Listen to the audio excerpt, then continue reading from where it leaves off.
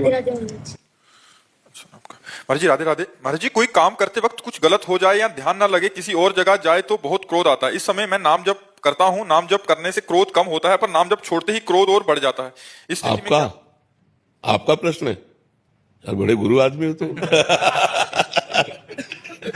इतनी छोटी अवस्था में तो इतनी सूक्ष्म बात पकड़ रहे हो, बहुत बढ़िया बात है। बहुत आध्यात्मिक अच्छे आदमी बनोगे तुम। नाम जप करते हुए जब तुम्हारे अंदर गलत वृत्ति आती है ना, तो अंदर जो मन में गलत वृत्ति होती है वो डिलीट होती है, वो नष्ट होती है। तो ऐसे नाम जप का अभ्यास करो कि खाली समय ही ना रहे। क्रोध तभी, अच्छा क्रोध क्यों आता है? कामना से क्रोध आता है। जैसे हम चाहते हैं ये हो जाए और वो नहीं होता, तभी क्रोध आता है। क्रोध की स्वयं की सत्ता नहीं। कामा संजायते क्रोधा, क्रोधाय स्मृति विभ्रमाय स्मृति भ्रंशात् बुद्धिनाशो बुद्धिनाशात् प्रणश्यति।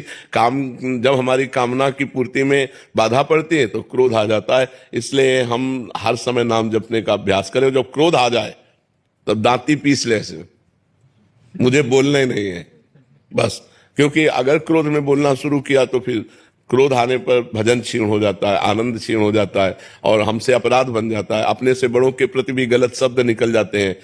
अपवित्र भाषा भी, ज्यादा क्रोध आ जाए तो गालियां भी आने लगती हैं, जबान पे दुरुक्ति गालियां आने लगती हैं और बड़े कटु वचन निकलने लगते हैं। इसलिए क्रोध को रोकना है तो मौन धारण कर ले।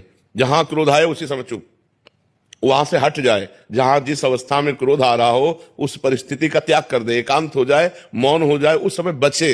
अब ये नहीं कि भिड़े, अगर भिड़े तो फिर क्रोध आ गया, फिर गाली गलौज, फिर मारपीट, फिर हिंसा। इससे जितना बचा जा सके। ये राक्षसी प्रवृत्ति है। क्रोध जो है ये आसुरी प्रवृत्ति है, ये नाश कर देती है। इसलिए सबको इससे बचना चाहिए।